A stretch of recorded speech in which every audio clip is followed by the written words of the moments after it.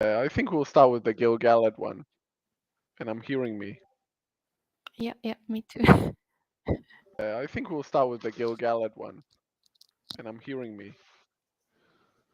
Okay.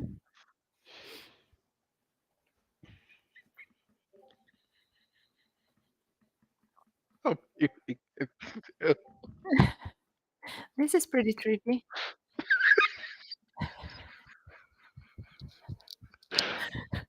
Please bear with us while we sort.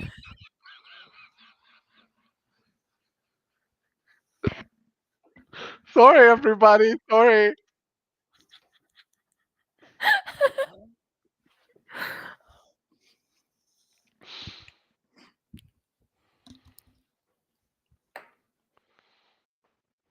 Right. Oh, still echoing.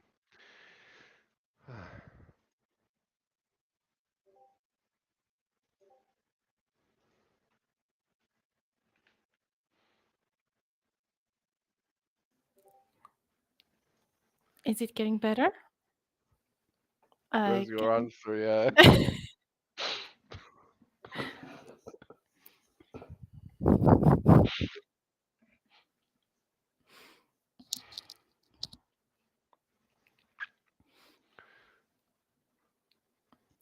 Oh, okay.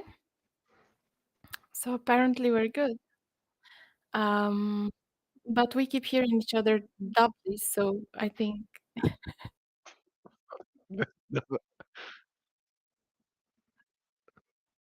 now it's gone. No, it's gone. Woohoo! Okay, so let's get right into it. So we're gonna start with today's article, which is on topic of our good hiking Gil-galad, and then we'll also. Oh, and we have Morning, Strider here. Strider. Hey, Please Strider. don't have an echo. No Yes, echoes. Woohoo! We had an echo just now, and everybody was freaking out. Everybody being me and Hen. that was amazing, yeah. It was very Uh, trippy. I apologize for all the bad behavior while that was happening. I, Somewhere around a video happening. Yeah, yeah, he's around, but he's the quiet presence, unfortunately. But we do miss him, and we hope to see him back as soon as his, real life stuff allows. yeah. So. Yes, Yes. yes. Uh, Wow! You had me there for a moment. Okay, so let's just go through the first article. Should Strider, we're we? starting with Gil-galad, Strider, because, Okay, cool. it's on the screen. Yeah, it's on the screen. Do you guys think we should read through it all, or mostly his quotes? That's it. Strider, what do you think? Start improvising.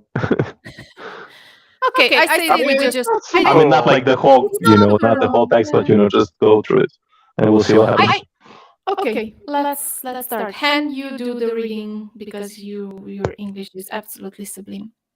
Sublime. Mine isn't, obviously. It's sublime. Yours, not mine. Where was I? Okay, so Gil-galad was an elven king, the last of whose realm was fair and free.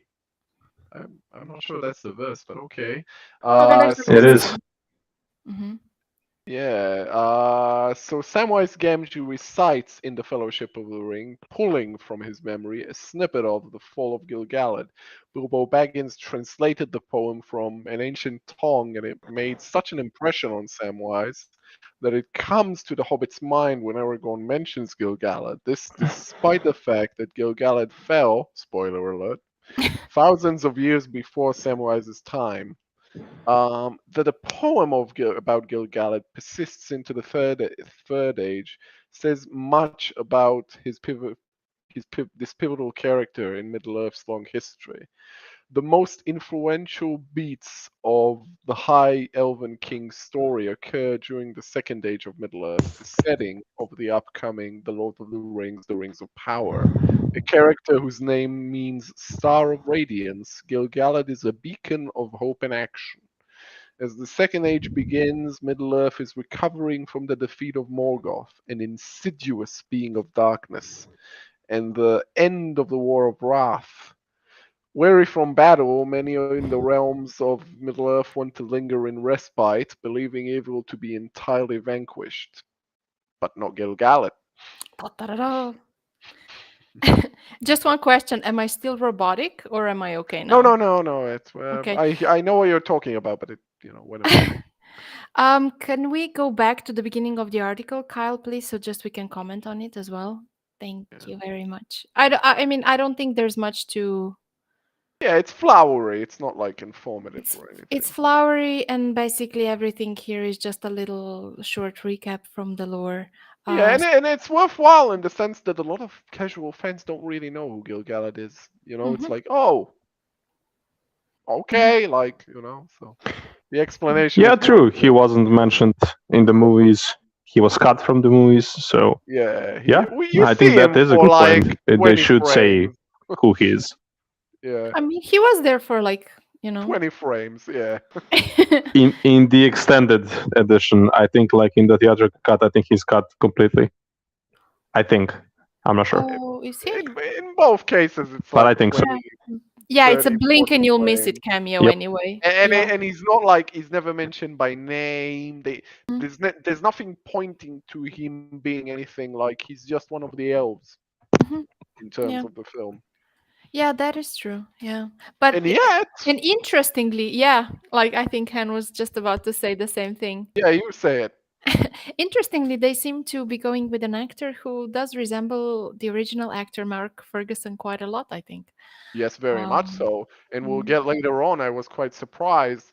His spear, which we don't even get a good glimpse of in the movie at all, but mhm, which we do get, like there's like like like where the workshop sells like versions of it and stuff. Looks a hell of a lot like this one. The one that mhm. they have, or practically the same. Really, they're not really the same, but they're they're just close. They're close enough. Um. Yeah. So yeah. What do you think, Strider? Um, sorry, I was looking at the chat. Yeah. A lot of cool faces there I who never just do keep that. coming back, and it's very nice to see people just coming back over and over again. Oh wow, wow. What? It's That, fun chat today. that's a compliment Rory, for no, uh, Rory just brought up the other. I mean the other, yeah, the other famous Slovenian in the chat. Anyhow, yeah, let's. No, well, I just want to say but not Gil-galad. Like one elf, one desire to save Middle Earth. I like the start of the article. Um, yeah, I'm very excited. I was looking forward to seeing Gil-galad. He's like probably in my top 3, top 4 characters, and it's really cool to see these photos of him, especially of the spear. But we'll Mhm. get to that eventually. So yeah, I think this is just like a nice introduction to who he is in like 2 paragraphs or less. So yeah, good start for for a Gil-galad article. Yeah. Is it just me or is this top picture of him like it's the same costume that we've seen a couple of times, but Mhm. it's Yeah. weird. Like I don't know why, but he looks a bit like, and I don't generally say this of photography, but it looks a bit waxy in this one. Yes, I think it's. I'm not Oh yeah, imagining it, true. right? I think it's many things. One of the things is that he's pretty strongly lit from the side, Yeah, and yeah, it's yeah, not, sure. this is not a very typical lighting for portraits, because he's not lit from like I am right now, like from this side, but he's lit from back here, which adds to a slightly artificial look. Also, I would say that his makeup does contribute to him looking a little bit, Yeah, very pale. And Kyle, could you maybe zoom into the picture a bit, or just scroll down a little bit, yeah, if at all possible? Oh, that's perfect. Thank you. yeah. Yeah, I do. I agree. I think it's just a quirk of the still photography. Yeah, yeah, Uh, but I still, think yeah. so too. I'm not the biggest fan of the makeup they've given him. Like his eyebrows here seem, I don't know, a bit off. Yeah, sure. But yeah, but I It, think it's gonna look much, much, much better yeah, yeah, in person. cinematically, sure. Yeah, And cinematically. and he looks much better in other pictures as well. It's Oh, just a quirk of this particular shot, I we think. have a We penguin on have the a show. penguin. Not not. Nice. Uh, tell me, Where the is thing Gandalf? For I much? No, no. Okay. oh the thing he wears on is that like armor or is that fabric? I'm not quite sure which is like on his chest. Oh, the thing I think here. it's fabric now. Yeah, no, I mean, not the the. the thing here just below his neck is shining, so it looks like it's a Yeah, reflective sure. surface. That like that for sure is like metal, but that could be like I forget the name for it, a grogget, I think. But like it Mhm. seems that he's wearing an entire chest plate. Although I don't, I in don't this think so. particular shot, it looks a lot more like fabric actually. In I other think ones, I it's thought it was. Yeah, I You think know, it's fabric. Like I agree. if you remember some of Disa's pictures, the texture of her costume looked a little bit metallic too, and then we later saw that it was in Yeah, I fact agree. like a very drapey thing. Yeah, I So agree. I yeah. agree. In previous pictures, specifically the Mhm. teaser when he's looking up, we'll get to that. I thought it was metal, and I was like, are they gonna like be wearing armor all the time? And I'm glad to see that's not the case because that sort of thing can look really silly in some, if you're just Hmm. wearing it all the time, like in the safety of his home, there's like in a Volkswagen or like it's yeah. So that's good. He still I has a lot of agree, rings but though. this part around his neck does Yeah, but that's Mhm. like that's typical. Like Disa has that as well. That you can see that sort of metallic thing. That makes sense. to Like a me. glorified necklace. Strider, I think Strider. we're losing the your connection a little bit. You're breaking up and then coming back again, I think. Uh-huh. Yeah. Um, okay, let's move on to the next one. Hang on. Maybe Yeah, my connection broke down there for a moment. Okay, but you're back now. It's perfect. I Did you am. have, what do you think about it? About what? I didn't hear. Yeah, we Oh were no, talking about the Grogget thing. yeah, I think you were starting to say something, but the connection was really patchy. So Yeah. you continue, Something good sir. about the part around the neck, but we can just continue. Yeah, it's just a glorified necklace, basically. That I don't think is, a huge issue or anything. So yeah, I think we can continue with the text, presumably. Okay, Hen, will you do the honors? I'll read. Yeah, sure. Along with some of the other elves, Gil-galad, High King of the Noldor, chose to remain in Middle-earth for the first stage rather than depart for the Undying Lands. Gil-galad establishes a realm in Lindon, the young half-elf Elrond often working at his side.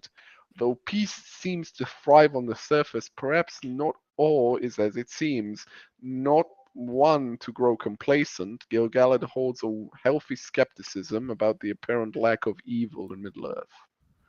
And Benjamin Walker, who portrays Gil-galad in The Rings of Power, says he worked with showrunners J.D. Payne and Patrick McKay to preserve those aspects of the character in the series. Gil-galad had always been incredibly prescient. He's got, says, Walker, he's got this kind of elvish spidey sense of the impending rebirth of evil, Walker says. I'm allergic to anything comic book by this point. Uh, he always sees it a second before. So when we find him at the beginning of season one, he's in a time of peace. But for Gil-galad, that means something entirely different. That peace and liberty require constant vigilance, and I think he's playing the long chess game of the preservation of Middle-earth. Also, we have to remember that these elves chose to stay. They could have gone to Valinor and lived on the elvish Valhalla beaches and lived happily ever after in light and love and ecstasy. But they didn't. But the elves remained, in part, to preserve hope. In spite of their immortality and that they have repeatedly suffered the deaths of everyone they know, the elves still muster hope. They rise to the challenge. Gil-galad in particular, Walker explains. it's almost like he can smell it in the air. And not only that, he's got this connection with the life force of Middle Earth. Oh boy. Almost as if he can feel the tentacles of what is going on, the tentacles of evil slithering beneath the crust of Middle Earth. And Hentai he not alert. yeah, it's weird. I mean, it's just the metaphor he chose to use. Like, okay, I will, like, and he knows it's there, and so it begs the question: what am I going to do about it? He leaves his people with wisdom and a sense of preparation for whatever comes next. And as we well know, what comes next is Morgoth's second in command, Sauron. Da, Tom da, da, Tom Tom da. again. Yes. Okay, so we have a lot of interesting things to go through here. I think one Yeah, thing that yeah. first popped out to me was they could have gone to Valinor and lived on the elvish Valhalla beaches. I think it's so interesting that he Yeah, he has a uses all these very yeah. various pop culture mythology references to paint a picture of what this is supposed to be like, which I suppose these articles aren't aimed at us hardcore nerds. These are aimed at people who don't know much about the first stage, who don't know much about the second stage. So I think painting a vivid Yeah. picture of what these things that they know nothing about are supposed to be like, I think it's a good idea. Yeah, sometimes sure. sometimes it's more successful, sometimes it's less successful, but yeah. Yeah, the one thing about it that kind of worries me, like I jest about stuff like the spidey sense and stuff, like that's okay. But the one thing that kind of worries me is the he's got this connection to the life force of Middle Earth. That kind of worries me. That there's like this kind of Yeah. like you know it surrounds us and penetrates us. It's a sex offender, except like Wow. that sort of thing. Like We're getting And there. like you're really going for it, right? yeah. I mean, If I like, may, but if I may, first of all, do you hear me properly? Yes. yes, Perfect. I wouldn't read too much into yeah. these phrases. And also, like, he did make an excellent point that I was also going to make about this being aimed at, Yeah, common folk. Like in the movies, when Aragorn is crowned, in the book, Gandalf says, now come the days of the king. May they be blessed as while the thrones of Valar endure. In the yeah. movie, it's may they be blessed, because what the hell is Valinor? Who the hell are the Valar? So yeah, That explaining it that as Valhalla for me makes perfect sense considering the goal of the yeah. article. And as for yeah, okay, I get the point, and I agree with this being maybe a bit too much. He's got this connection with the life force of Middle-earth, but maybe that's just his way of explaining, the Yeah. foresight of the elves, and he And to is be a pretty big fair, deal. yeah, So yeah. And to be fair, we do see the elves like intuit things, feel things, yeah, communicate. Mhm. Like kind of by thought. We do see like they do this sort of thing. So fine. I'm just, They you know, do, but for me, I kind of hope that they don't take this too far.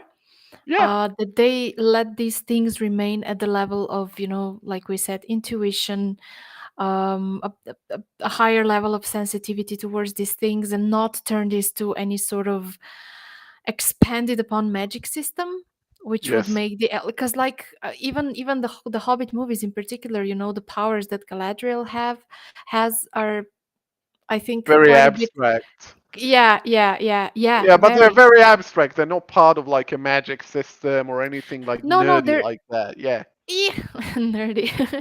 They're not, but still, I think they're quite yeah, substantially, true. expanded upon from the books. And I don't want the elves in this show to become any sort of magicians. I would yeah, like most I would yeah, like the magic system to remain as low key and as unsubstantial as it was in the books. So yes, I hope we don't get scenes where he's like, I'm sensing something, but like, just please keep it yeah. subtle. I agree. Yeah. Um. Okay. Any other comments, or should we move on? We have the picture, so that would be presumably the next thing. Strider, anything to say about the tech? Um, Or well, I think it's just nice that they're saying that that many elves had the option, that many elves went because they had the option to leave, and this also that's actually nice. kind of ties in back to Galadriel because she's gonna start ruling after like 1,000 years or more, or depending how you look at the condensed timeline. But she went to Middle Earth in order to rule a realm of her own, and that's gonna probably come to fruition during the show. So that's yeah, I think that's an important line that some of the Yeah, elves stayed, and I wouldn't say like there's a lot of going on of like second age being the decline of elves. It is in a way, but is it? Because still they are super strong. The influence they have Yeah.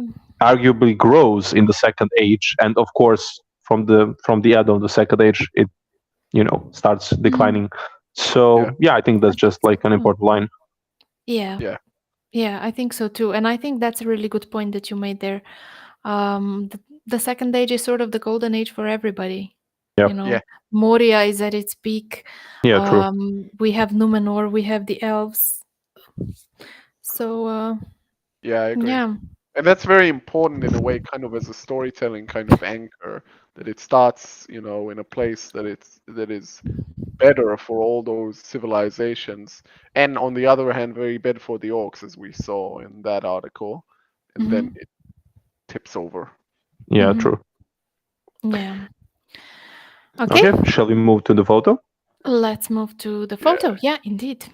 and this one is very interesting. I think we all agree. Mhm.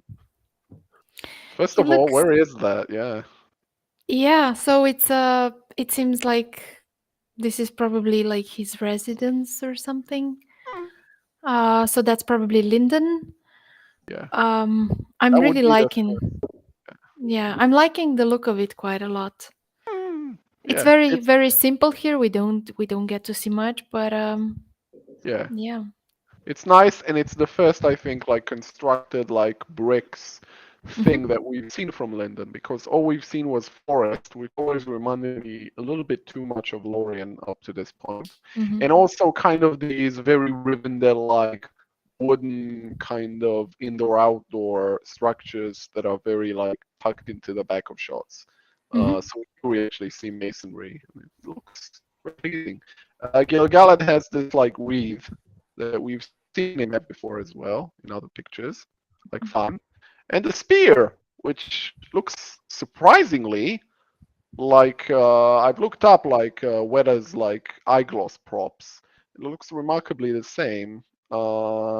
Same kind of curvature, basically. Same idea. Even they both have inscriptions on the blade of the spear. They're very, very, very similar.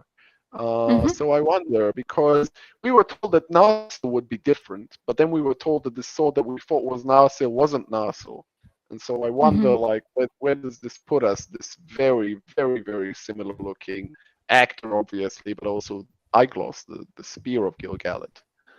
Very, very curious to see. Mm. And he's wearing the same thing again. Yeah, yeah, he's wearing the thing that we've also seen him wear in the Hands poster. Hmm. And he's also wearing this wreath thing, which on this picture, to me, it looks a lot like a bird's wings, which is something that I wouldn't want the connection that I wouldn't want to make to Gil-galad necessarily, because Yeah, if I'm not mistaken, the Numenor. Gondorian crown and everything, Numenor has that sort of aesthetic, the seabirds and stuff. I just think Um, it's very like I think it's just it's a wreath, and so being like yeah. that, it's inevitably going to remind us of wings, but I'm not sure that it's really intended to. No, I don't think it's intended Yeah. to. No, no, no. I don't think that's intentional, but I think that's the connection that my brain made, Hmm. and maybe it's They're Yeah, just just me. sure. skating on it just in case. Yes, of course. Yeah, No, just but I do get the point though. It's quite a big and very, very pointed wreath. Like if it yeah, was smaller, we wouldn't have yeah, that association with yeah, like wings. But as it is, we do, because it's quite pronounced, and Yeah, and that of is course quite. the other the other thing that comes to mind, of course, are the Greco and particularly Roman wreaths, Yeah. which is an aesthetic again I did not expect for an Elven King. It's you're right. Certain aspects of the elves seem of Gil-galad especially seem kind of Roman. I think it's more like Roman through the influence, like pre-Raphaelite Mhm. painters Yes. often painted Roman scenes and Hmm. Arthurian scenes, and that's mostly the kind of imagery that I'm seeing with the Lindon elves. And it's a Hmm. fine conceit. Let's Hmm. see just how well it plays out, not in stills, but over the duration of several episodes in moving pictures. Hmm. I think. I have to Yeah. say, to step away from this particular detail, Mhm. I want to go to the spear. I cannot wait for someone to. First Oh. of all, I cannot wait for someone to translate, hopefully, what's written on the spear. And Mhm. secondly, someone like a while ago mentioned in the chat that they were wondering, will the spear have like a whitish glow or something when fighting the orcs? And Oh, I'm also interested in that, seeing whether that and Narsil have something I like Mhm. didn't that. think of that. I'm not Mhm. sure they would though, I because don't think as well, because it's hard to yeah, make that not look like a lightsaber sort of weapon. yeah, But that's then actually that's again, yeah. maybe they can find a way to do it, like in at least in a subtle way, Mhm. like That's just not as that's strong. So that perhaps, that's Yeah, that's exactly what Philippa Boyan said about why Glamdring doesn't glow yeah, in the films, and neither yeah, did they just gave that ability neither to does sting. Orcris. And they Sting does, but she said, well, we tried to do that effect, but it looked like a lightsaber all the time. So like Yeah, it became yeah.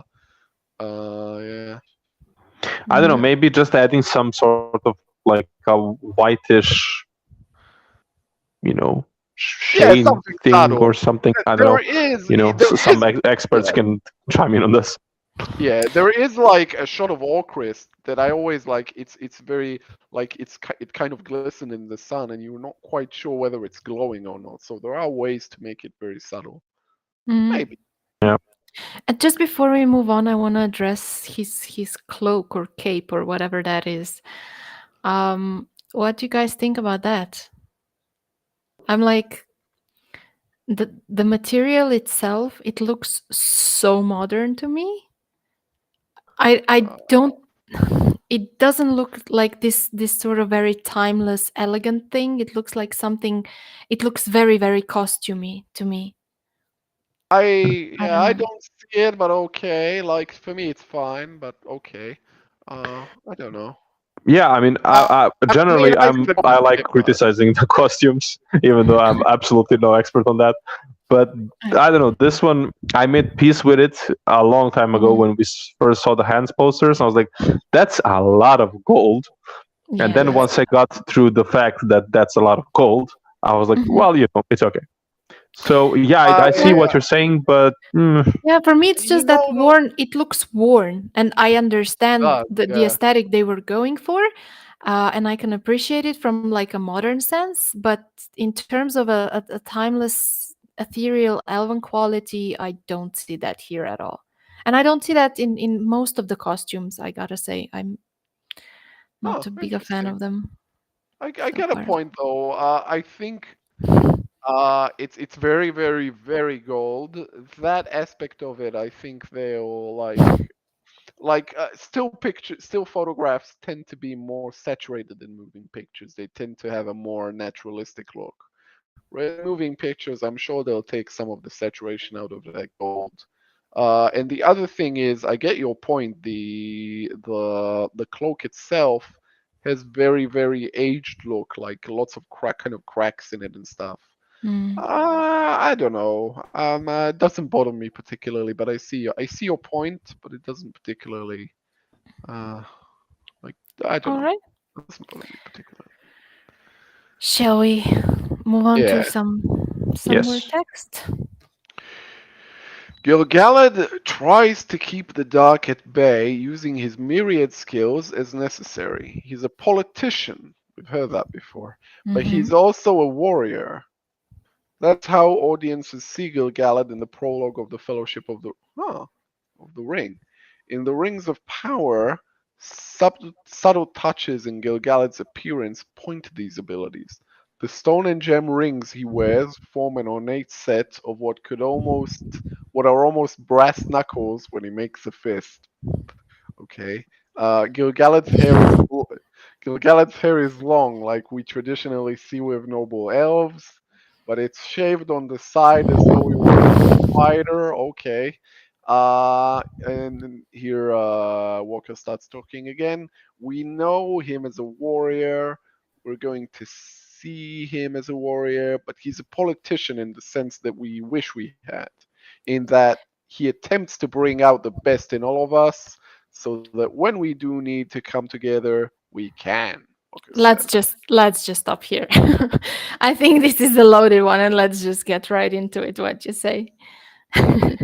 I agree. There's a lot to talk here, yeah. Although again, not much of it is from Walker's mouth, so No, we can take it no, with. but there are Yeah. other stuff that I wasn't aware of prior to this, which I now am. Especially the thing that made my The brass eyebrows knuckles. rise. No, my shock was that Gil-galad's hair is long, like we traditionally see with noble elves, but it's shaved on the sides as though he were a fighter. Yikes! I'm not Yeah, loving like this. what's? Yeah, me neither. I'm Uh, absolutely not loving this. yeah, I agree, and also the breast knuckle things, Yeah. like Dwalin had breast knuckles, they were awesome, but like that's totally different, like. Yeah, it's weird, but and ever since the poster pictures, we were like, oh wow, that's a lot of rings. Which fine. Like again, characters like kingly characters can have a lot of rings, but I don't know, approaching it like a knuckle duster is just not What my do you think? favorite idea in the world. What do you think, Strider? Well, I'm trying to see how much of his hair is actually shaved. Like it's not Yeah. really Yeah, I that agree. I a don't lot. actually Like you know, see it's what they're. Yeah. for me this haircut is pretty cool. Like just that part, like towards the I don't know the word in English. You know, below the ear point or ear Hmm. line or Hmm. uh, yeah, Earline, yeah. they just shaved that part. So I think it's okay. I literally wouldn't have given it any thought if they hadn't pointed it out. No, it's Yeah. not very, very obvious, but then again, we haven't seen him up close so far. So to me, with hair as long as his and he's wearing it like on the back, that just means that he's gonna have a mullet or something, and I'm not such a big fan of that. Me neither. No. We will get. I think Hopefully there. not. I think Yeah, Let's not go I there. I I think it's please fair. no. Yeah, I think it's fair to say there will be a lot of hair and hair talk this today. Yeah, yeah, that is So true. yeah. That's true. Oh boy. Oh But Yeah. boy, but I regarding the, oh, Mhm. yeah, okay, sorry, finish. No, go ahead. Now I wanted to say about the brass knuckles part. Hmm. If he's a practical man. Who knows when the Sons of Anor may show up and he's gonna have to defend for his life. So having a weapon at hand, quite literally, that Do you screams think? a practical, experienced Yeah, sure. man to me. So if he can smash some Karan Kurofin's mouth with that, like I'm fine with I don't see an elf like though like going much into a fist fight. Like I don't know. That's not the. You know what I mean? Yeah, Like it. Yeah. I yeah. know I know what you mean, but like a like dwarven that thing. this guy has, if you'll pardon my French, seen some Yes. redacted. So Excrement. He's seen some yes, excrement. and indeed. So it's been a while, and if he wants to be ready for action at every possible moment, I respect that. I do too. I just think the whole aesthetic, and maybe that's just the author of the article, but the whole, pointing out his hairdo, and then the knuckle thingy, it really evokes this idea of a street fighter or something to me, Yes. Mm. which is not something I would go for with Gil-galad. I wouldn't go for it with any elf, really. Not even Yeah. with Arondir. Much less with Gil-galad. Yeah, sure, Uh, but like not every just imagine. I don't know if he participated in Midnight Idiot, but just imagine a slaughter fast that is lasting throughout the day. At some point, you're gonna have to use your hands and wrestle with someone. And yeah, no matter sure. how awesome they are, the only thing that distinguishes elves from men when it comes to a fist fight and wrestling in mud or whatever, in blood and everything.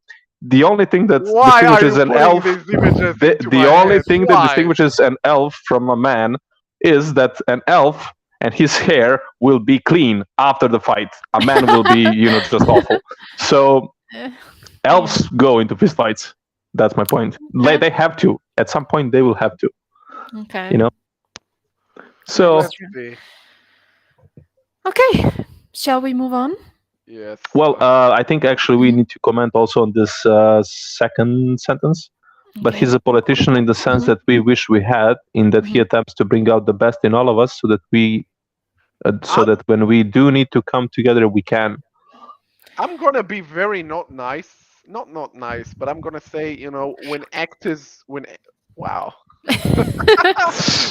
when actors talk about their character, it tends to have a sort of affectation sometimes, a Yeah, little bit. So I think that's what we have here to some extent. When you ask an that's actor true. about his character, you often get that sort of thing. That's true. Um, But then again, it's also practically the same thing he said in Mm, the yes, Empire yes. article as well. Yes, and he mm, is a politician, though. I think that word scares a lot of people. It was said on Elrond as well. He is a Mhm. politician in the sense that, he's a leader and he has to sort of play up the chessboard of Middle Earth a little bit. And that's cool. Mhm. That's, I think, very important for the Second Age, actually. I and think Mhm. it that's does very. make it sound a bit better than what was the quote. Lakitia particularly disliked that one, though I think we all did, at least to a degree. Like Manipulator, he's I think. used to Mm. manipulating Yeah. people, but like for greater good or something. Mhm. So this puts it like a bit more into I would say like a friendlier perspective, which I Although like. again, it's the actor. Like when actors talk about their characters, Yeah, they sure, they but tend to gussy it up a little bit, just a little bit. It happens. Sorry, Nikki. Sorry. Um, Don't listen to him. Okay. yeah, let's move Shall on. we move on? Let's. Hen, yes. the floor is yours. Yeah. Gil-galad's wisdom is earned. He has experienced light and darkness beyond imagination in his long life. His history informs his role as the High King of the Noldor and as a respected leader of Middle-earth. Walker says he has all this information and he has all this awareness, but he has enough love and consideration to know when it's best to tell people. Do you go on the PA system and say there's an asteroid coming to Earth, everyone freak out? No, you build the infrastructure. You allow everyone the possibility to protect themselves and start the project of splitting the asteroid in half before anyone even knows it's coming. That's what he's trying to do, and that's what a good politician does. That's what I like about him. Do we think that the asteroid parallel is because he sees Meteor Man? I don't think really. I think it's just another one of his Oh turns of wow! fate. I didn't even make that connection, but that is super awesome. It's Yeah, a really actually, I nice also didn't either. coincidence Yeah, if it's not meant as such, but if it is like just just a little I jab, don't think it is. Yeah. I don't think it's either, but it's still really cool. it's more Yeah. like the movie Deep Impact reference than Meteor Man, honestly. Yeah. I agree. Uh, So shall we wha- move on? no, I have one other thing that I wanted to comment. They mentioned like a little bit of what he's experienced in his life and blah blah blah in his history, but they do not, I believe, in the whole article mention his parentage even once. Oh, true. I'm not sure they'll get into that because it's complicated and it doesn't really contribute I that think much. they That will is have true. they will have to get into that. That is true, but the other article, the one that we read about Celebrimbor that we're going to get into later, Does, yeah. that one did go pretty deeply into some pretty obscure details about the first stage, etc. So, Yeah, sure. Although but I will say too, that one was from fandom, so you know. yeah, that is true. That is true. But still, I found it interesting that because they really like to mention this sort of stuff. He's the son of that, and they do not here. So, Yeah. yeah. In the Second Age, one of Gil-galad's strongest working relationships is with Elrond. He knows the half-elf needs to prove himself. Elrond is thousands of years old, but he has some adolescent qualities. Elrond is trying to find his place in Middle-earth, and in that, Gil-galad mentors him. Gil-galad is going to encourage him to take the first steps in the journey towards the ultimate destiny, Walker says.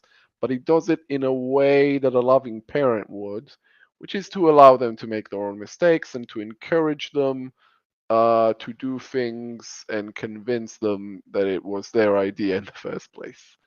That's interesting, and I did see people like grumble about the Elrond. This is more about Elrond than Gil-galad, really. That he, Elrond has adolescent qualities. I think That was that's me. actually I am people. Oh wow, because I actually think that's very appropriate. It is. Like It is. It is. uh, to have Elrond be this kind of inexperienced, like played like a 20-year-old kind of thing. I think that's very. I think that could be very good.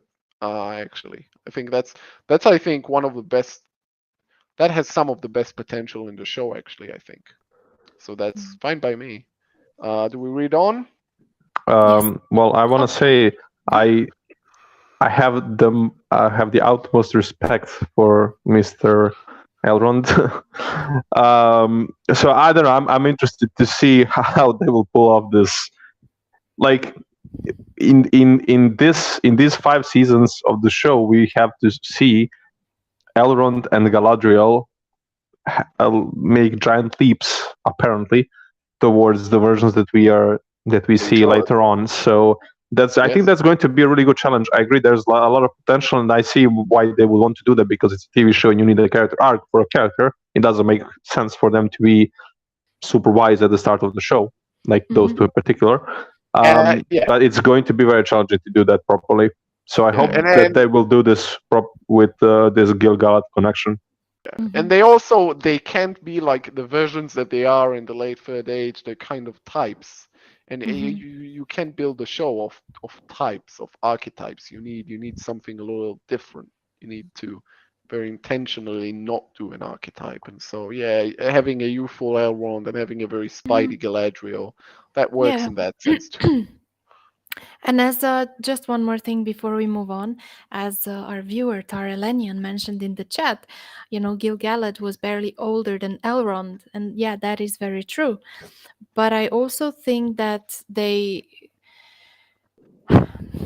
just wanted to establish a certain dynamic, Yes, whereas they wanted to establish Gil-galad as this wise, experienced the mentor. king, the mentor I figure, the mean, he says leader it. figure of his people. Yeah, Well, Elrond is supposed to fill in the blank of the young Padawan or something. So I yeah, think it's all on purpose. yeah, absolutely. Okay. But I think it's also important to mention that Gil-galad is supposed to have been born in Valinor, and there's like this Was he? underlying. What's Yeah, that? I actually I, googled it, like in I think it Eldamar. was. I Yeah. think I remember it was like in the Isle of Valar, off the Yes, coast of and I Beleriand. checked it today, and apparently on one of the wikis it said that he was apparently born in Valinor. So I don't know. Okay. Yeah. So I Apparently, was. yeah. Yeah. So I also know that in the Silmarillion it says he was born at the Isle of Valar. I also remember that. But then again, as we have mentioned before, all Or grew those up. different drafts of his, origin and all that, I guess that does the confusion. So maybe they'll go with this that he was born across the seas, and then that's why, because everybody who was born there has or lived there has this, special level of wisdom and all that. So maybe And it that's Yeah. what would they're make him going for. older. And it Yeah. That would is make true. him Fair older point. too. Mhm. Yeah. So, should we move on? Yes. Yes. Gil-galad's friendship with Elrond is one of the many relationships he builds in the Second Age, and with Sauron starting to extend his reach across Middle-earth, Gil-galad needs all the help he can get. After all, much of Gil-galad's epic story ties into that of the Dark Lord of Mordor in the source material. From his early suspicions of being called himself Anatar, to becoming I have to say this is not Walker talking, this is the person who wrote Yes. this, so to becoming a guardian of two of the elven rings of power, to the creation of the last alliance of men and elves. Gil-galad will fight against Sauron until the end. After Sauron's tragic fall, Gil-galad works with the High King of the Dunedain, Elendil. It is with Elendil that he creates the alliance that eventually stops Sauron, ending the Second Age. Elendil and Gil-galad are key to the story, sacrificing themselves so Isildur can separate the One Ring from Sauron. While we know Gil-galad's end, the Rings of Power explores the character as he grows, leads, and tries to help Middle-earth, and though we know he comes to work closely with elves and different races as the Second Age progresses, Walker tells us that Gil-galad has to develop his ability to trust others to carry the torch forward. The High King has such a sense of the inevitable that he finds it a challenge to believe in others. He has his own world, he has to let his own world have a life of its own. He has to let it go like a parent does, Walker notes.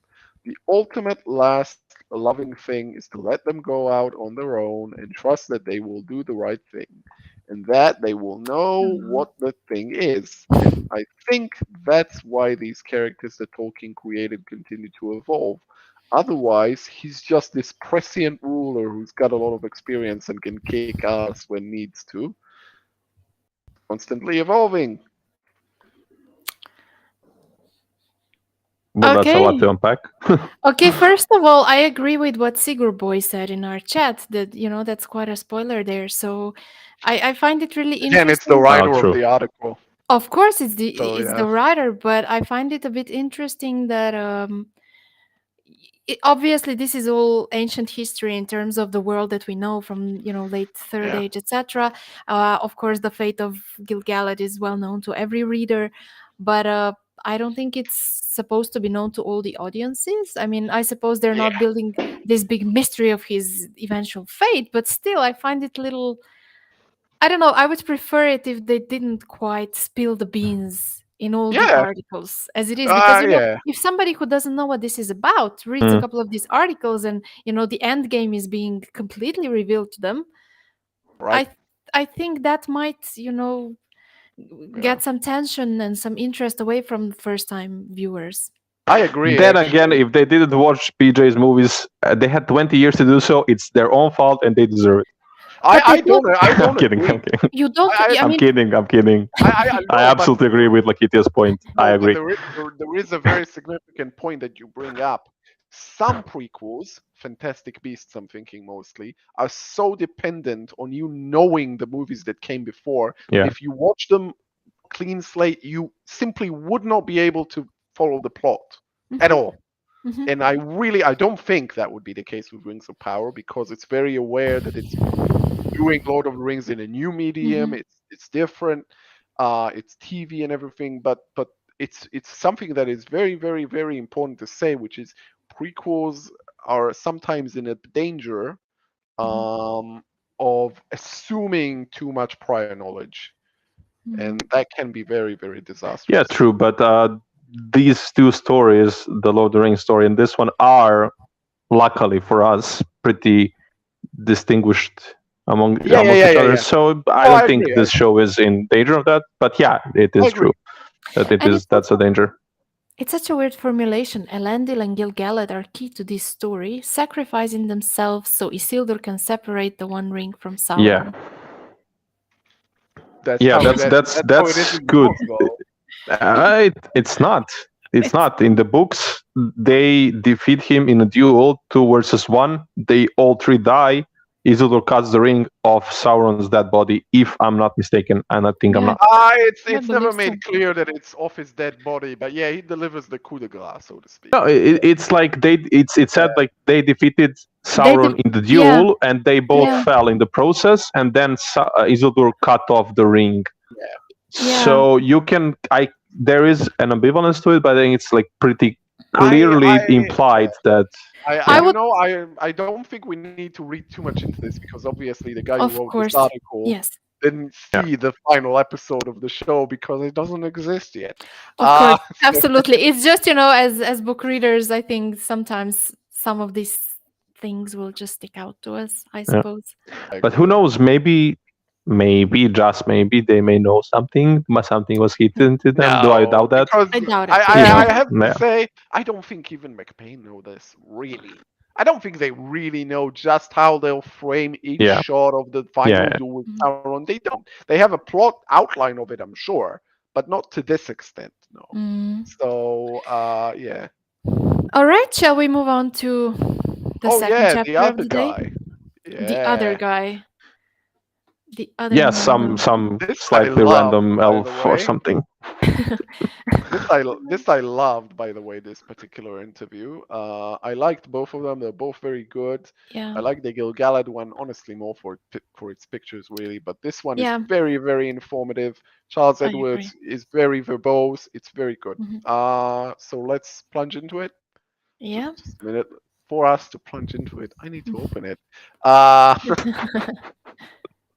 just realized. Okay. Yeah, this is Brimby. We've come to Brimby. That's right. People I pointed it love out that in the chat. nickname too. That's awesome. Yeah. Yeah. Yeah. All right, Hen, I will entrust you with the quest of We once reading again the ask thing. for you to read this article. I'm fine. I'm fine with reading. Reading is fine. Okay. Just let me make sure that I. There we go. Thank you, wizard. Praise him. There we go. Yeah, Nah, praise let's him not. with great No, praise. no. The Rings Let's of keep it real. Power. The Rings of Power exclusive. Everything you need to know about Celebrimbor. Good. It's nuts to think that a character like Celebrimbor is so critical to the Lord of the Rings lore, and yet Tolkien barely touched on him in his books. Though Tolkien, damn straight to the first part of the sentence. Though Tolkien did once write in a letter to his publisher of welcoming the idea of other creatives coming in the future and elaborating on the worlds that he created. Well, Tolkien strewed plenty of seeds ready to be gathered up and sown, allowing the team behind the Prime Video's new landmark Middle-earth based series, The Lord of the Rings: The Rings of Power, to grow a new screen adventure from his writings. Celebrimbor is one such kernel, the regal elf who is both mentioned in The Lord of the Rings and features in Tolkien's appendices, the source material which inspired The Lord of the Rings: The Rings of Power. The character is responsible for both crafting the three elven rings and keeping them out of Sauron's reach. Celebrimbor's story is a fascinating one, and one which the new show is set to explore and build on in some depth. We can't wait, and if you're a Tolkien fan, you probably can't either. But wait, we must, at least until the show premieres in September. So before then, we're bringing you tantalizing, exclusive first look images of the characters of Celebrimbor as he will appear in The Lord of the Rings: The Rings of Power, alongside an overview of the character as outlined by Tolkien, and an in-depth chat with actor Charles Edwards, who plays the pivotal elf, shedding new light on the role Celebrimbor plays. So Celebrimbor in the first age we have, and we have a nice picture of him. Exclusive image of Celebrimbor, played by Charles Edwards in The Lord of the Rings: The Rings of Power. It looks the same place as where It is. Gil-galad stood. It Yeah, is. which We've done yeah, some thorough research, compare the roots, compare the stairs at the yeah, bottom of the image, and it is in fact, and the ferns as well, and it yeah, looks like it is in fact the yeah. same It's that place, true. just from a little different angle. The light is a little bit different, but yeah, this is Celebrimbor in Linden. But Yeah, anyway, it's the same place as that wide shot of Gil-galad with all the knights. So yeah. um, Uh, do yeah, we talk about he. this or keep going I really like the little brooch or whatever it is that he has on on his his sleeve? forearm. Yeah, that Yeah. looks really lovely. And the belt Yeah. is really lovely too. One thing that I have to say, and we'll come back to this later on, maybe, but they seem to be going with a very green aesthetic for Celebrimbor and for Right. Ostinathil Eragion in general. Yeah, And surprising. I find that a very very interesting choice. For me, that's a personal thing, but I never connected that color with Austin Ethel at all because we have Linden, which is gonna be in a forest, as we know. We As we have see, yeah. yeah, Yeah. as we've seen, it's an autumnal forest, but still, it's that nature aesthetic. Eventually, we'll have Lothlorien and then perhaps Mirkwood, but Celebrimbor, out of all these places, I think is the most urban dwelling. So I'm a little bit surprised that they went with such a strong connection to the green color and also the I don't know the craftsman.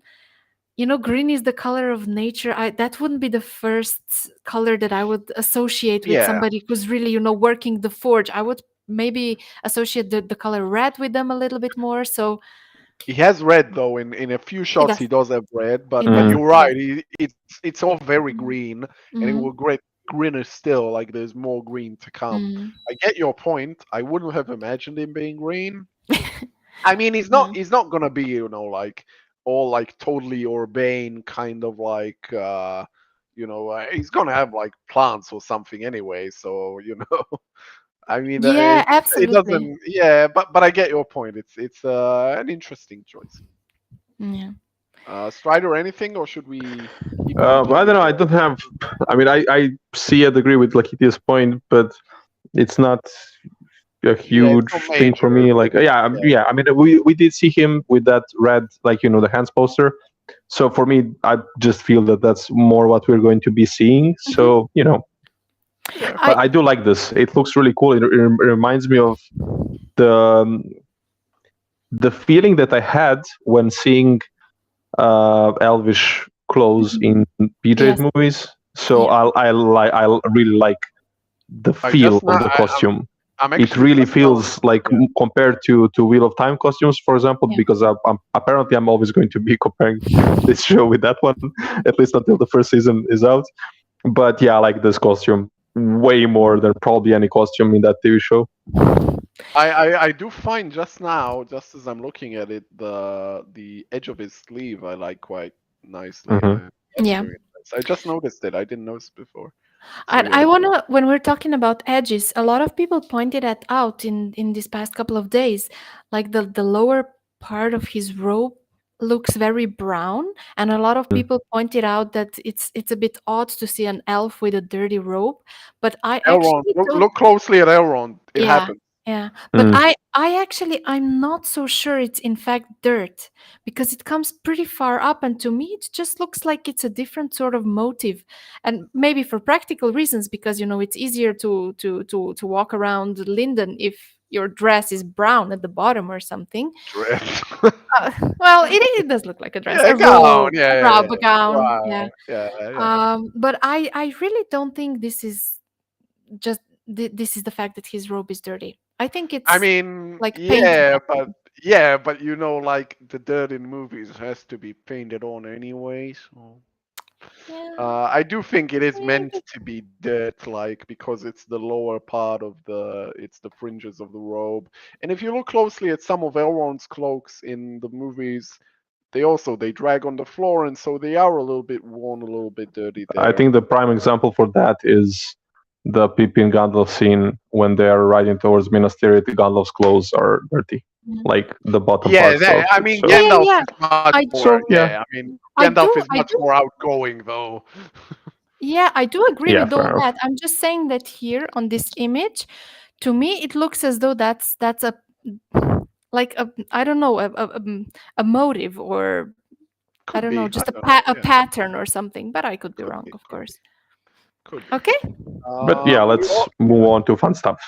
We already know that the Rings of Power is set during the Second Age and is a prequel story to both The Hobbit and The Lord of the Rings, the events of which take place in the Third Age. Celebrimbor's background, as detailed in the books, extends back to the First Age. As a Noldorian prince, he was the last in the line of the House of Fëanor, the head of which was his grandfather. Fëanor himself was the son of Finwë, our first High King of the Noldor, also known as the Deep Elves, and celebrated as the greatest of the Eldar clans when it came to lore and craft. Fëanor's greatest achievement as the clan's greatest artisan was crafting the three jewels known as the Silmarils, a feat that has echoed in Celebrimbor's legacy. It was over these gems that the War of Jewels was fought as the Elves of Beleriand, a continent that largely perished except the area known as Lindon at the end of the First Age, took on Morgoth's forces alongside the Edain, aka the Three Houses of Men and Dwarf allies. Celebrimbor took part in a number of battles during this war, which ended with some of his kin leaving Middle-earth while he remained, settling in Eregion in the Second Age, which is where the Rings of Power finds him. Can I just say yay Eregion, please? I want to very much. Okay, let's Uh, let's stop right there. yeah, First things first. What you just said at the very end, I have to, what do they say? I have to eat my hat. I was absolutely wrong. My theory all along has been was that that he would be. they were yet to build a region. So I was Yeah, proven absolutely wrong with that. Which is, of course, it has its benefits, its drawbacks as well. But I think it's certainly really interesting. I'm overjoyed to be seeing a region. This is absolutely amazing. yeah, And then just another thing that I wanted to point out is when we were talking in the Gil-galad article, this what we just have here in these two paragraphs is a huge info dump, a yeah. lore dump. But fandom, Yeah, you know? it is for fandom, like it's fandom website. I get it, but still, this is an article, which is still meant for a wider readership for people Sure, who sure, sure. aren't Still as well fandom. versed. So yeah, I thought this was really interesting how deep they went into some Yeah, stuff. yeah, yeah. But that is more their discretion than necessarily Amazon's, I think. It's safe to Absolutely, say. no. I'm not seeing Uh, any agenda by Amazon here at all. at It's all, just yeah. the difference in how they treat these two, This is very different. stark. Yeah. Yeah. But as Kyle, I think it was Kyle at some point when we were discussing this in the chat, he said that it's a actually a really good summary of everything. And this is Yeah. basically the summary of the Silmarillion. So kudos to them for doing this in like 2.5 paragraphs. Yeah. Yeah. Yeah, yeah. But it is Very a true. big thing for them for like someone who maybe just saw the movies. This would be like a lot of what? Well, it's a mouthful, yeah. Mm, Yeah. You saw it yeah. was difficult to read for me because Yeah, just for me. Yeah. it's like paragraphs. It's like like so yeah. Do we move on?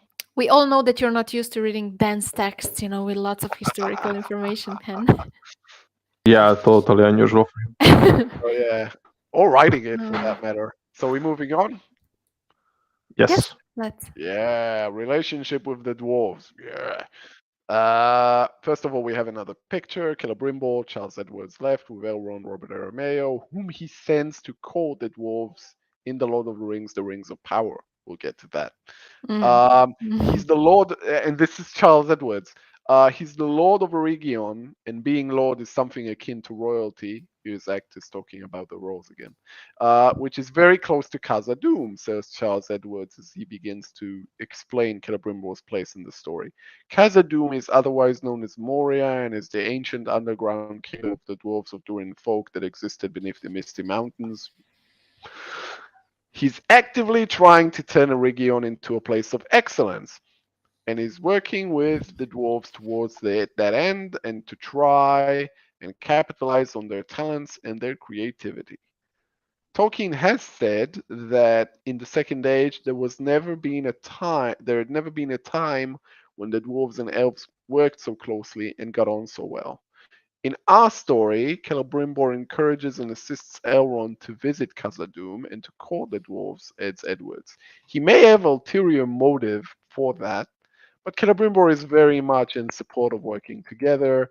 Neither race would have produced the wonders that they had created without the aids of the other.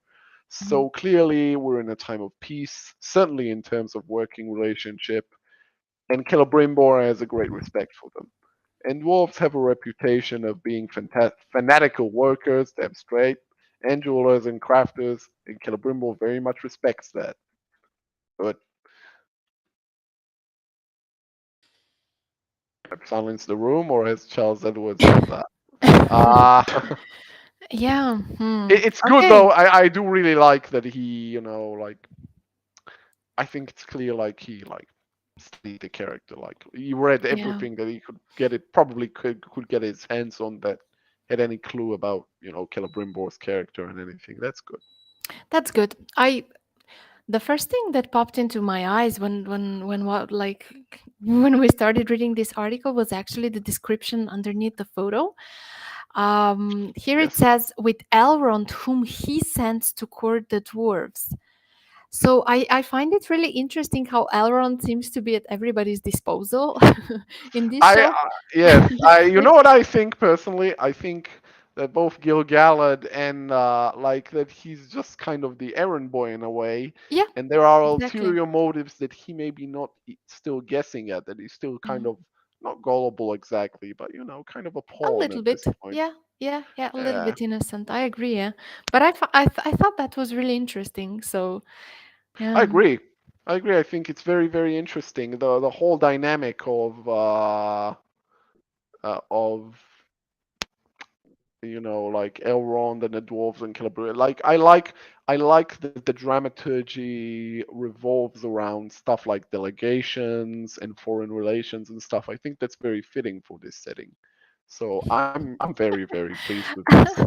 Crimson said in our chat, Elrond gets around. He does indeed. He does indeed. Yeah, That's yeah. gonna be fun to watch.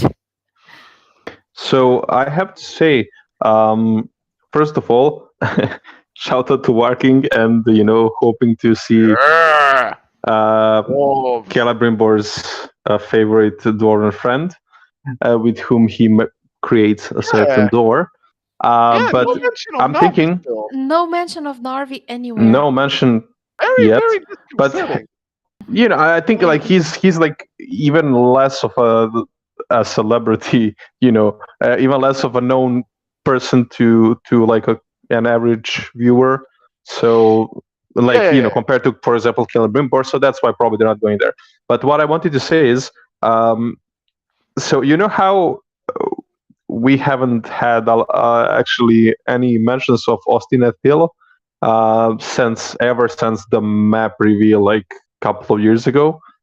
And I know that some people here, I'm gonna look into Lakitia's direction, are worried, and I mean, we're all worried as well that they may equal Eregion with Austin Hill, like just make it like a city kingdom, like not a realm, Region but like City. Yeah. Eregion being a city. Actually, the theory I have here, it just popped in my head. Like, how dwarves helped build different places, like Managroth, the Mhm. Yes. Thingol's, halls. So perhaps they may help build Austin Hill, or maybe at least one part of it, I I like the, I, the I ha- dwarves. Maybe that's something that okay. will come out from um, this trip to You know Khazad-dûm why and I those yeah. Mm. architects plans that he holds. So maybe that's where they may be going. I You know thought why I so. don't think Yeah. that's the case? I think you'll agree with me too. I think it's not the case for the very same reason that Eregion is already, up and running, which is that the show has a compressed timeline, and just as importantly, the show has quite a few kid characters. And Mhm. like, suppose that like Theo matures like a year or two between seasons, to have a city being built in Mm. this frame of time would really, really look weird and stretch credulity very far. Yeah, but So I I think I they will think have time jumps in between no, seasons but they because can't again because Numenorians but again they have because to we they have to can't. see we have to see like Arnor and Gondor established at some point. So Yes. That's much later on, though. That's different. Yes. Can I chime in? yes, Yeah, yeah. I think that exactly what you guys just mentioned is probably the main reason why we're not getting Eregion built and Austin Ethel built. We have so many other cities to see established and built throughout this show. Like I don't know how many of them we'll actually see, but apparently, like presumably, we'll get to see Rivendell established. We'll have mm, to see all the the cities, the faithful established after the downfall of Numenor. So Mhm. perhaps they just didn't want to saturate us with too many cities being built from the ground up. Also, yeah, what you guys said, what Han pointed out, that within this sort of timelines it's difficult to just build cities overnight, etc.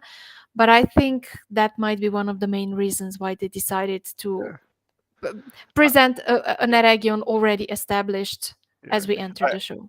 I think Gondor and Arnor would be different, Minas Tirith and stuff, for a couple of reasons. One of them is Mhm. it happens so late in the show that I'm not sure the showrunners necessarily have totally thought through all the practicalities of what it means to see Minas Tirith being built. And also, we don't even necessarily have to see it completed, that too, because it's so late in the game, Mhm. so to speak. That is Uh, true, and Whereas it Austin mhm. Ethel is different because it's right in the beginning. That is true, and it's also easier because all the kid characters will be much older by then, Or uh, die, or die. or die, so we won't have to see them. You're so gruesome, Jesus. So we won't have to see them, like the question of aging will not be as prevalent then as it is now. Yes. um but yeah, shall we move on? Yeah. Hen laughs in Wagner when you said that he was gruesome. I just one tiny mention, and then we can move on. Perhaps like there is they may be like a simple obvious reason why they're not mentioning Austin until maybe it's built, and they just really do not want to confuse the hell out of everyone who hasn't actually read the Silmarillion or something like that. And Just saying That's Ed, true. Eregion, that's Celebrimbor's place. He lives there. He's the Lord of Eregion. That's enough. That Maybe is true. that's yeah. But it seems like they've been doing this with other places as well. For instance, True. Linden. True. I think we'll just mention, like, Linden is where a part of the elves live, Eregion is where another part of the Mm, elves live, and then we have Casa Doom for the dwarves, and perhaps Numenor will get the distinction of Armenelos and Romena and stuff. But I'm not so sure. I just think they want to simplify because this is really rich world building that we're throwing the audiences into. So they mm, may want to simplify. As far as and I'm yeah, concerned, I'm sorry about that because I it's a really shame. love these little world building details. But on the other hand, I do understand them. And Eregion is a much easier word to pronounce than Austin Ethel and to Yes, write. it's mm, that's true. It's also just generally speaking, realms, countries in movies and shows, Mm, they tend to be like if you think visually of Gondor, you think of Minas Tirith. If you think of the mhm, Shire, it's really mostly just Hobbiton, really. mhm, mm, And I also like in other stuff like the kingdom of the Crusaders in Kingdom of Heaven is really mostly Jerusalem mhm. and Yeah. little bits of And like other Iblin. stuff. Yeah. Very little, but yeah, But sure. yeah, I And that agree. sort of stuff is very common, so Mhm, that's to be expected in a way. I think it's mhm. lamentable to some extent, but Yep. we'll have to wait and see. Yeah, So where indeed. were we? And I want to say that it's interesting, but that is a direct quote from Charles Edwards. He says he's actively trying to turn Eregion into a place of excellence. Yeah, I love this yeah, so yeah. much. This Me this too. informs us a lot about his character. This informs us a lot Ambitious, yeah. about the direction that Eregion will be going into, and his character, and how he's trying to improve things. And I absolutely Yeah, love yeah, it. yeah, yeah. I see a lot of Mm, potential here as well. That's very good. I always like we I know you too. I always saw the most potential in Celebrimbor anyway. So mhm. Sauron Yes. in disguise. Hmm. Da-da-dam. The Lakitia, killing you of the always say that when there's like a villain mentioned. It's like it reminds me of the Superman theme. So No, I should come on. just go like da-dum, Yes. da-dum. Yes. And now ding, I'm ding, ding, singing on ding, the ding, Oh, stream. ding. dun, dun, Wow, dun, let's dun, Ding. just dun, go dun, on. dun, dun, dun, dun, dun, dun. Yeah, Those are the that's it. Valkyries. Yep, Yeah. right on the Valkyries. They're not villains though.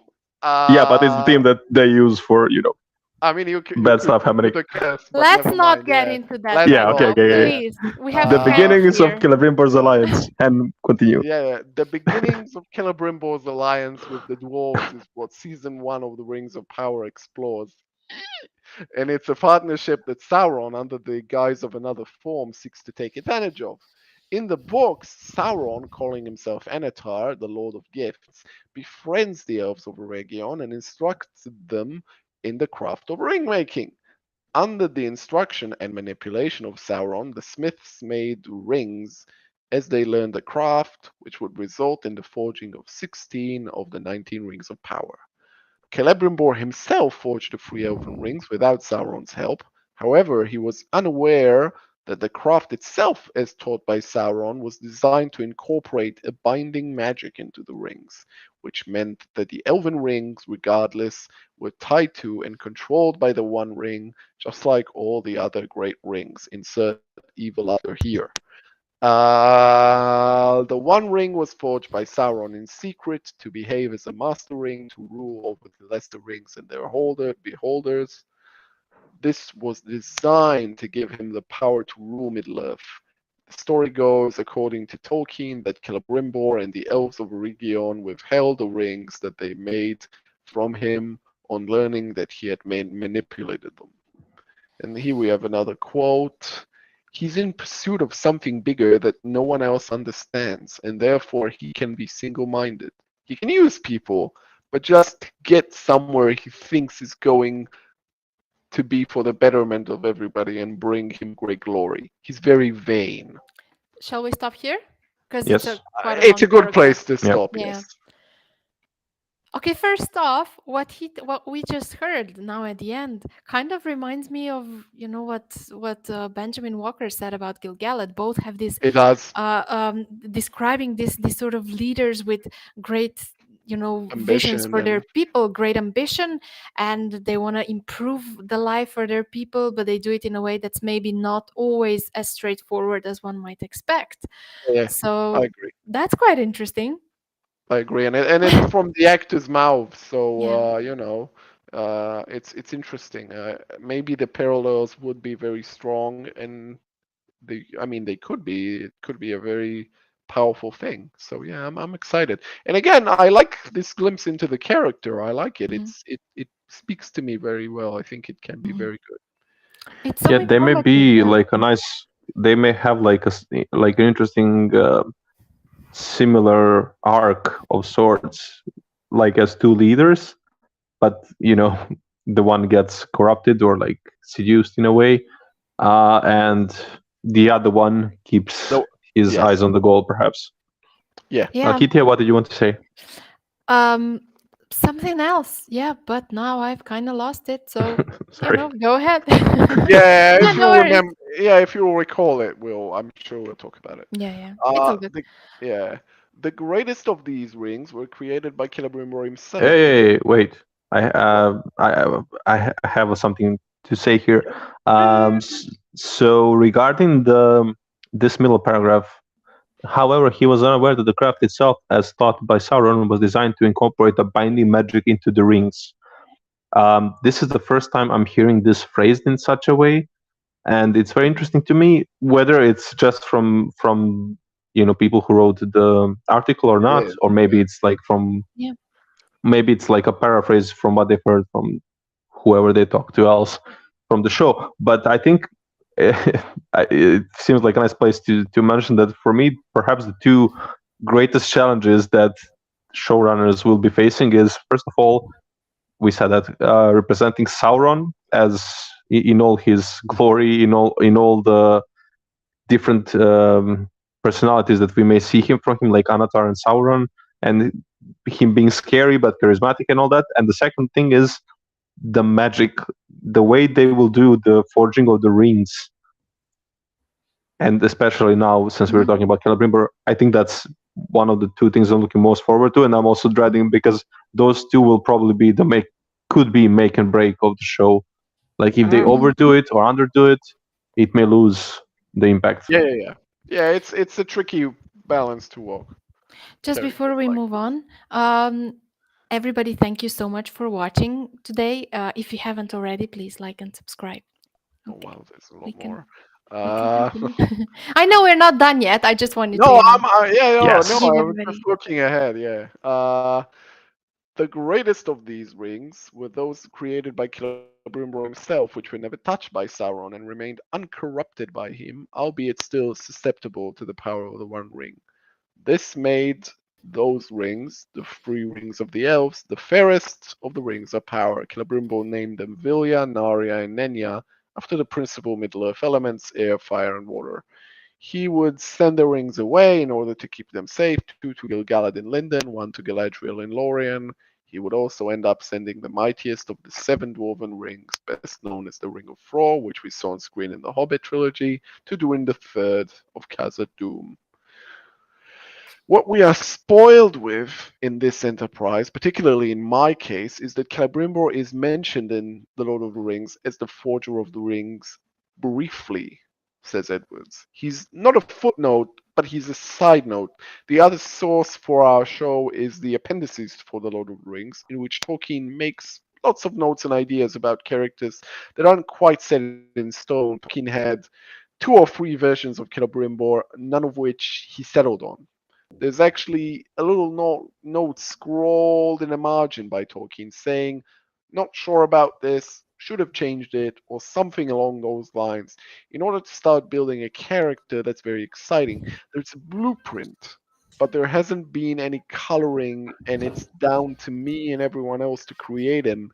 That has been really exciting. So, considering the two or three versions that Tolkien had of the character, which in themselves differ from each other, our version is a composite and Mhm. then a little bit more. I think this last part is the most interesting one Mm, here. Oh, they should, um, yeah, yeah. yeah. They should do a So composite. I think. I think the absolutely. I think when presented with multiple versions of Tolkien stuff, the thing to do is to cherry pick those elements that you like the most and putting them all together in a bag, really. Rather than picking what is canon, as in latest, you should pick the best thing Mhm. rather than the latest. And so, yeah. agreed. Hmm. Yeah, I think this is it's really encouraging. I think it's really good because this gives the them, like he says, more space to do their own thing. But of course, one thing that I think is also a, a part. Don't get me wrong, a part of the reason why he's the reception of Celebrimbor as we've seen it so far in these past couple of days and even before that. I think one big part of the reason are of course the Shadow of War, Shadow of Moria, Mordor games, Yeah, where Mm, a lot of the which I audiences. hadn't played. I Uh, haven't either. Yeah, but the audiences have got this very specific idea of who Celebrimbor is, of what he's supposed to be like, how he's supposed to look like, act like, and inevitably people are going to be very disappointed when he turns out to be quite different. So this is something that I don't envy Charles Edwards about. But I think it's good to keep an open mind. This is another interpretation of the character. Shadow of Mordor, Shadow of War games were also basically very Fan they went off made lore quite a canon. lot. Yeah. Yeah, not non-canon, absolutely. And while it's sometimes difficult to divorce oneself from an image that they love, I think of course not everybody's gonna like him. I have my own quibbles, but I'm absolutely willing to give him a chance. oh, me So too. Yeah, I agree. yeah, I did see how it looked in that, and I think that's much more of a traditional elf look than yeah. this. And we'll No, get to it. Celebrimbor looks absolutely amazing in those games. I played both. Actually, I played the first one. I only saw the cutscenes from the second one. He looks amazing, but he's. I don't think Amazon can go as off Yeah, canon as they did in Yeah, those games. Like that's yeah, Help exactly. Hammerhand is one of the ring rates. That's all I'm gonna say. So and uh, yeah, Isildur is I, one of the ring I, rates. Like it's I'm, it's I'm, it's I'm, absolutely fan fiction. So Yeah. I'm glad you mentioned it because I do want to like a minor disclaimer, if you will indulge me, which is that it's regrettable that we're not also doing when this came out, there was an absolutely fantastic and very illuminating interview with Philippa Boyens about the War of the Rohirrim. As far as I know, we're not doing that or anything, but I would be remiss to have it, be just passed upon and not commented upon. So it's a thing. We read it. I think it's very good. We're not commenting on it today, but it also was released at the same time as this. So, One thing before we continue. Yeah, something cool. Yeah, something really cool Kyle just notified us about. So the Twitter user Tessa of Gondolin, many people will know her from Discord as well, Nosy. yeah. She provides us the runes inscription on Gil-galad's spear. So Via apparently, Sid. Yeah. yeah, apparently it's Gil-galad wields a well-made spear. The orc will fear my point of eyes. When he sees me in fear of death, he will know my name, Aiglos. And Iglos means Credit, King of credit, Night. credit goes to Sid from the OneRing.net Discord channel. There we go. Yeah. That's Nice. pretty cool. Yeah, that sounds really cool. That's amazing and great work, everybody. This is really impressive. Yeah, Yeah, I well love that. done, Fantastic Sid. work. Thank you Yeah, very much for yeah, this, and thank you to Tessa for sharing this. Really good yeah, stuff. absolutely. Okay, that was faster Okay, than expected, but then again, I'm not yeah, very surprised. People are yeah. just awesome with this stuff. So, kudos to everyone. Okay, we can continue. Sorry for the little break there. Sure. No, no, I think it was important, yeah. Celebrimbor, ambitious and vulnerable. And there we have Mm. the hands poster again. Celebrimbor holding a golden scroll. Charles Edwards says he wants to keep this prop. Good on Well, him. I don't Uh, blame him. I yeah, want to. I that's want to fine. see all of it. Like I want to see what's on the whole Hmm. scroll. Yeah. Cannot wait to Uh, see that. so Yeah. what's the Rings of Power version of the character like then? Edwards assures us that he has pointy ears, which you can see on our exclusive image, and reveals he's a very private elf. Mm. He's cautious. He can be gullible, says Edwards. He's vain. He's a brilliant craftsman, and he's very meticulous. He can be a bit of a user. Wow, okay. But he can also be used. He's proud. He prefers seclusion. He's not a people's person. He's not terribly socially interested. He can be quite blunt. He's very ambitious, colossally ambitious. And he invented, this is a quote from elsewhere, he invented the name mithril for the precious metal that the dwarves mine. And that's very cool, isn't it? There's no doubt about it. He's a very cool guy. He invents a lot of stuff. And when you see inside his workshop, you will marvel just as much as I did when I saw it for the first time.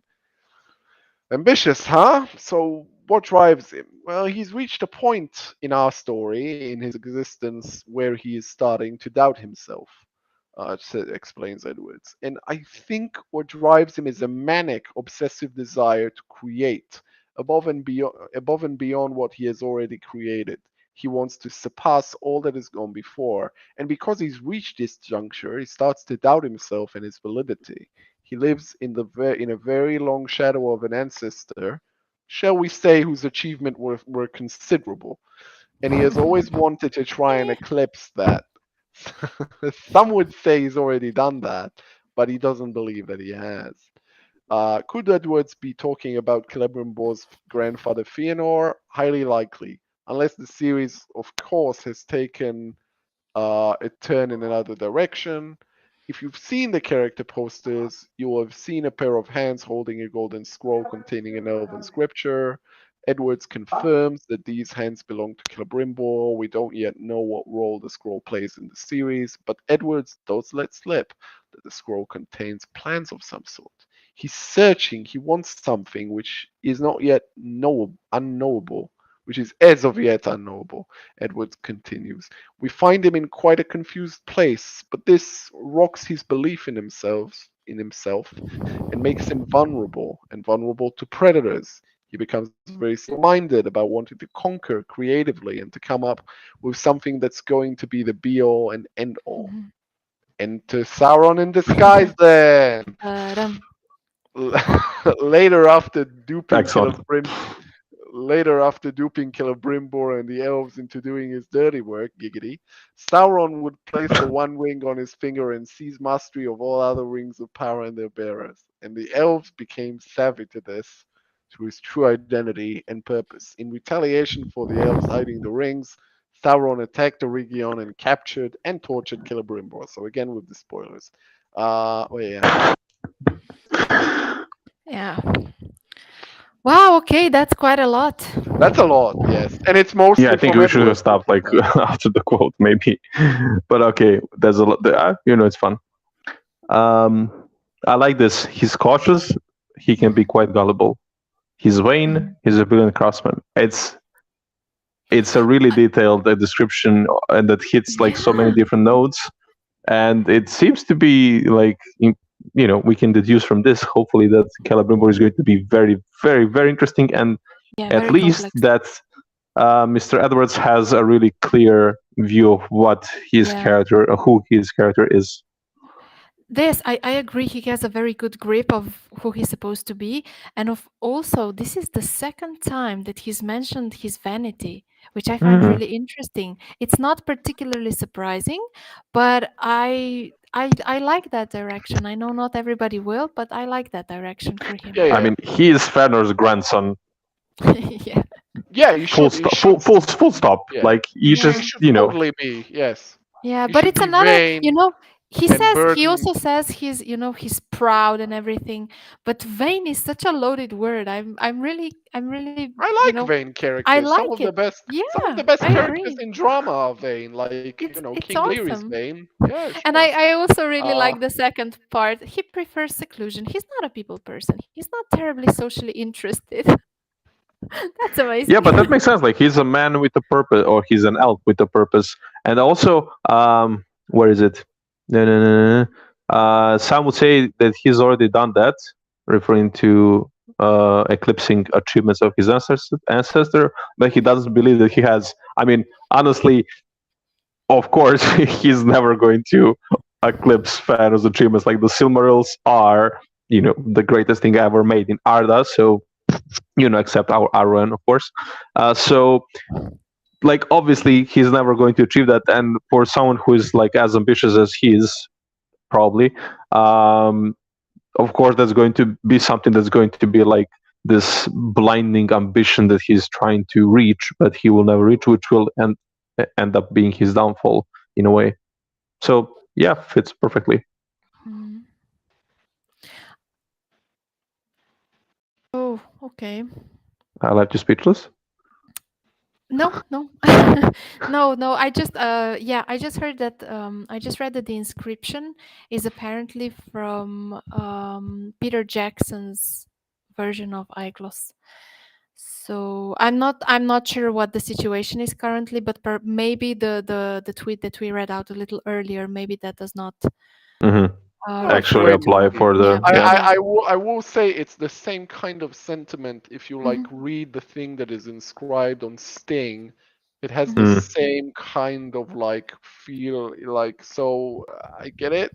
I don't know. We'll see. And like yeah, it's almost the same spear anyway, so the inscription mm, may as well be the same too. Like mm. Yeah, that like looks I wouldn't mind really that legit. if it's legally okay, let it be a really Yeah, cool Easter egg. Like why the hell not? Yeah, yeah. yeah, I absolutely. agree. But okay, Uh, fair enough. So everybody listening to this, that may not be the actual translation. we'll see. Yeah, we'll see. Where I was I? like. Mhm. Yeah, yeah, I like this little bit as well. Quote, he's searching. He wants something which is as yet unknowable. yeah. We find him in quite a confused place. I really like where this is going. Yeah, me too. And he's Me too. vulnerable to predators.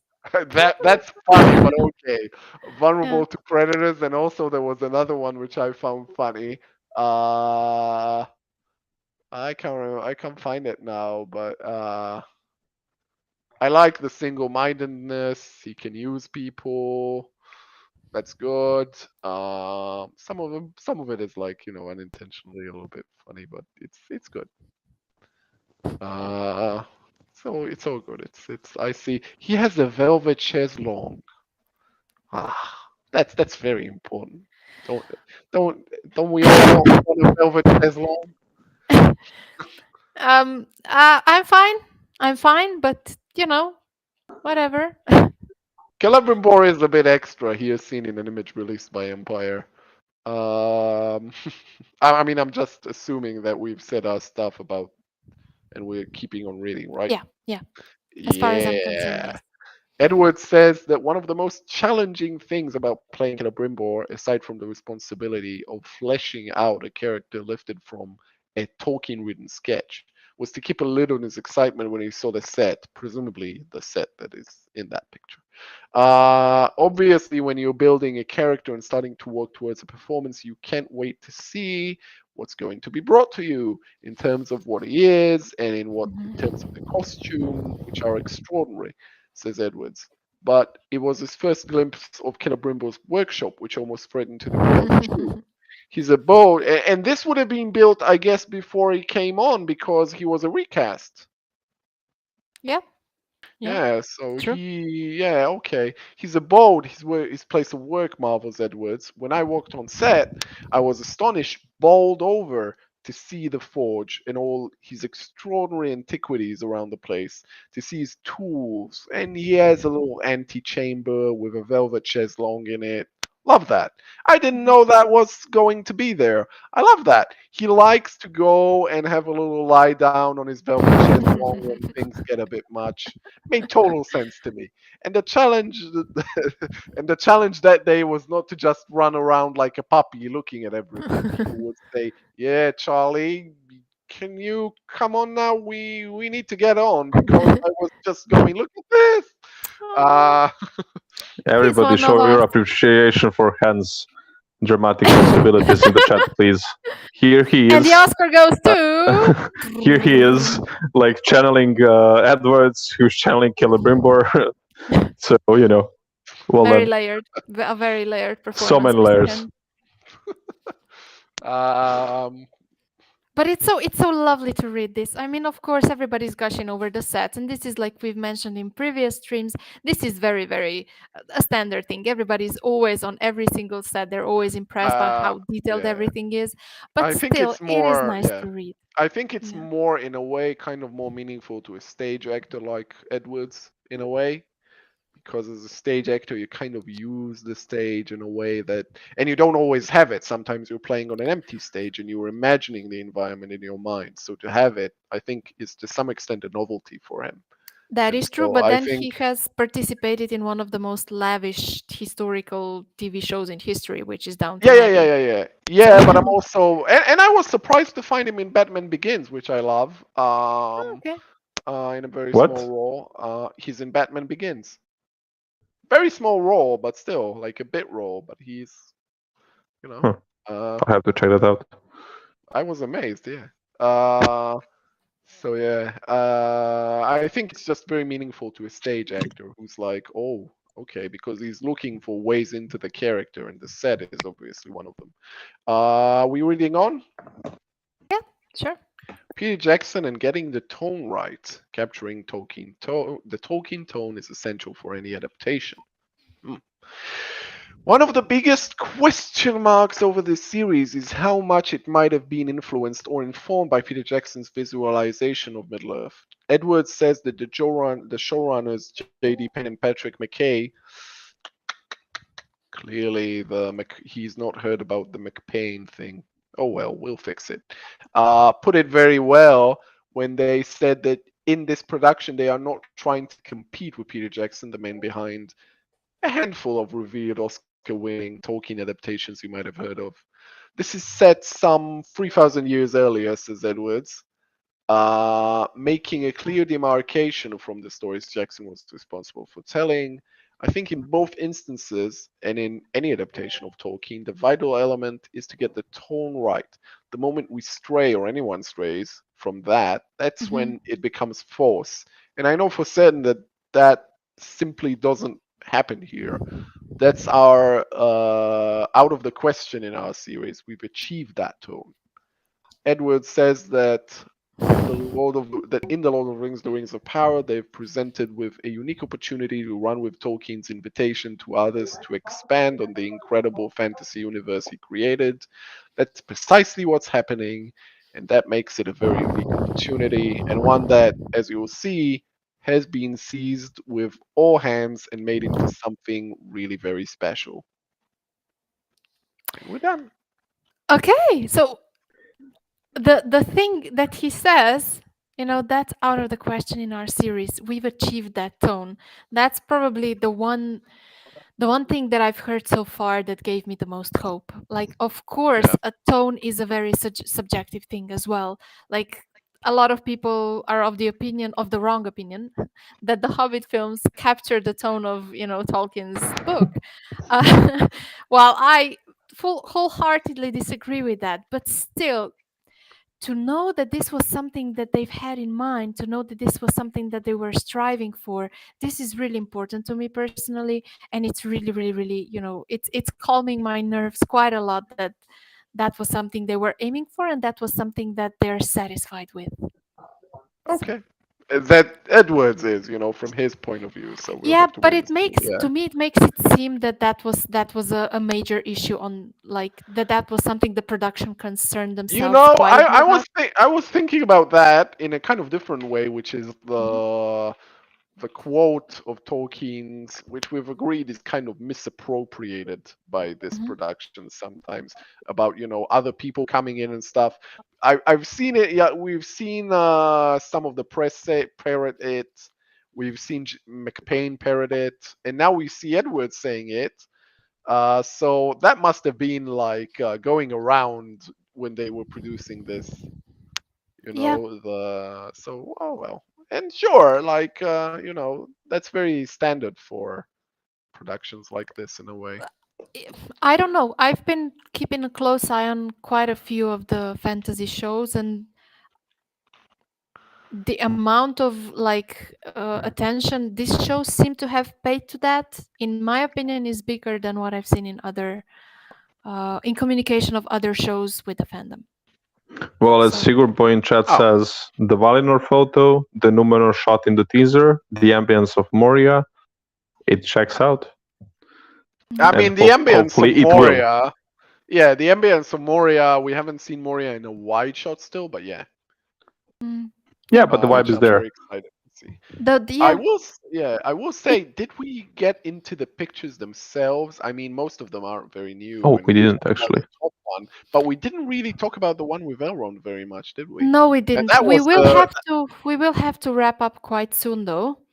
Yeah. So yeah, and maybe we a, have a done few anyway. words So about yeah. Regarding that image with Elrond. who's clearly visiting his Mima.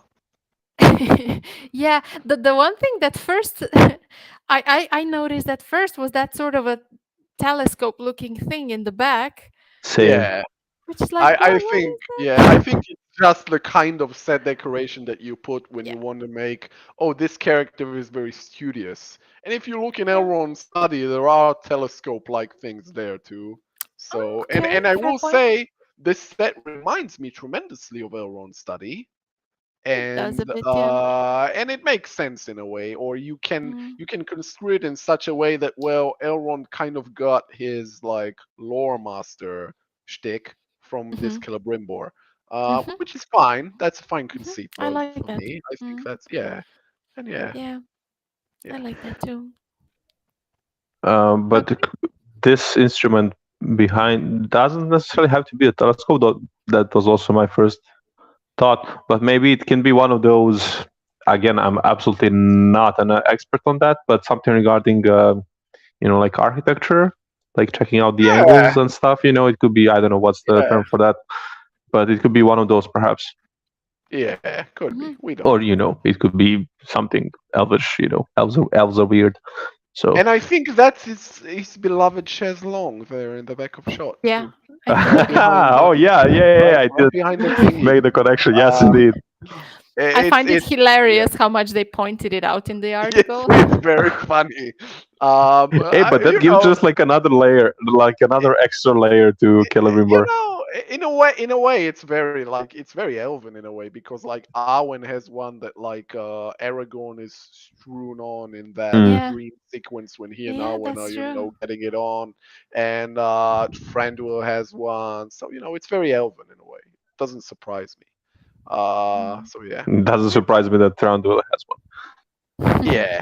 Thranduil was very fancy. So yeah. And I will say, Mima's Celebrimbor's cheesecake looks very nice. Uh, Yes, Yeah. yes, please. I Yes. want it. I want it. Okay, fine. I Yes, actually zoomed it in looks on really I good. zoomed Yeah. into it like 2 minutes ago. I was like, look at that. could that be Lembas cake? I mean, who knows? No. It's Lembas and Mirovor. It looks Yeah. delicious. All in all, the only thing that I don't like about this image is the fact that everything is, has that green aesthetic. From the There's a drapes lot of to, green. yeah, from the drapes, Yeah. there's lots of plants. The characters themselves are wearing green stuff. So yeah, Yeah, but Elrond that's too. that's just a. I love the color green, but not for Eregion. But do we think that this photo as well is for sure 100,000% in Eregion? Like it I has I'm the think so. Chaiselong, I sure, think but so. I I'm not think so. 100% sure. No. No, no, not Um, 100%, but I think so. but I like think because it's what did we likely. say about the other photo with the roots? We think that it's in Linden. That is in Linden Yeah, for sure. but this whole thing does have anyway a kind of greenish vibe anyway. So to have roots in it, Yeah. I don't think is a stretch, I think the regardless of it being reason in Linden. Yeah, the reason why I do think that this is in fact in Eregion is the telescopy thing in the back. They wanted to make this room feel and look like a scholar's room. And if you look at the other picture of Celebrimbor in the same room, the one that was originally Mm, released by Empire, he has like a book in the back. So it is like a lore master's, a master craftsman, that mm, sort of place, that like I want to say a meister's room. yeah. So yeah, I I mean, it think. does make sense that if they're going to promote Celebrimbor, they're going to promote him in his own home, you know. Mhm, So, yeah. mhm. Yeah, and the very almost kind of Chippendale quality of some of the furniture. I'm thinking his desk especially. We're talking about the I style, not the strippers. It's fine. yeah. It's the name of an English architect, or Yes. I suppose an English-based architect. Doesn't strike me as very Linden-like. Even the picture of Linden with Gil-galad in that place that does look quite constructed doesn't look like it could conceivably be the same building as this, which has a very much its own style.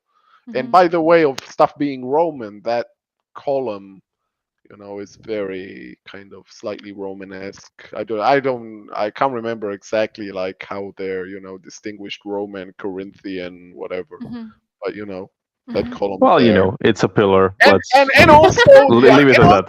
and also And you're another talking thing, to two historians here who like, yeah, and also another thing too is the lamp is different than the Linden lamps because Yes, we've seen the Linden lamps. it is Uh, different, but it's still the same sort of vague idea, I yeah, think. because it's It's Elven. Yeah, because it's Yeah, Elven. But yeah, I noticed that too. Mhm. yeah. So And the yeah. chaise-longue, which is funny. Yeah. Should we slowly wrap this up, gentlemen? Yeah. Or quickly. Or quickly? Yeah, that sounds that works. Yeah.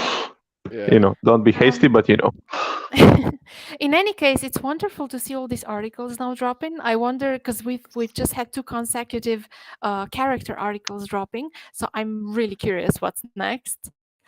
Do you guys have any Mm, like preferences? Which character would you like to see next? Numenor, I please. yeah, I'm gonna be random and say that we've seen a lot from Morvid Clark. Mhm. We've seen stuff from We've seen Mail. elves, we've seen Yeah, dwarves. Give me Numenor. We've seen the halflings, so But I want like an Elendil or something now. Yeah, but yes. these two are the only ones who got like actual whole articles about them with like yeah, detailed Yet, quotes from the characters. Yet, of course, but I yeah. think it's a really weird. Like these are two pretty. I don't know that these two wouldn't be the first characters that I would guess would get yes. this sort of articles. I would think they would make one for Elrond, for instance. We didn't get to hear as much about him as we have of Galadriel. But yeah, it's really encouraging that these two are the ones that got the spotlight here. Yeah, Yeah, but they're probably going for the let's introduce the two main characters who people don't know actually about. Mhm. Maybe yeah, that's the Yeah, yeah. I guess I that's think probably it is. what they're going I for. think So it is. Yeah. and they may then just save Elrond and Galadriel probably for a later point. So yeah, I think that's Yeah. yeah, yeah, fair enough. So yeah. yeah, please give us Numenor.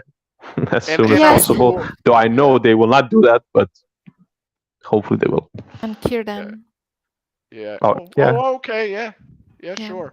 And If I he's do like, yeah. yeah. I like that Warners are using the opportunity to kind of piggyback on this and release stuff on their own because their stuff is also very interesting. Again, we don't get to get into that today, but it's also very good stuff. Yeah, that is true. All right, shall we wrap this up? Yes.